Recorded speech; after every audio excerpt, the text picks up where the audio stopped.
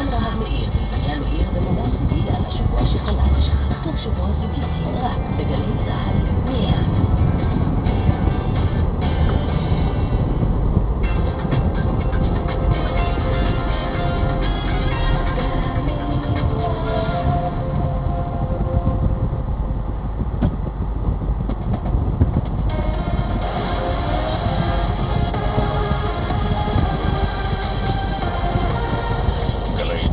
השעה 12. כאן אהוד גרף עם מה שקורה עכשיו.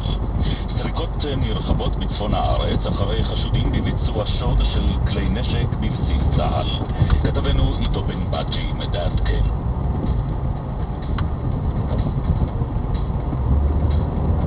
במשטרה הצבאית מעריכים שאלמונים שקיבלו סיוע פנימי מתוך מחנה נפתלי סמוך לצומת גולני פרצו לבסיס ושדדו 4 כלי נשק.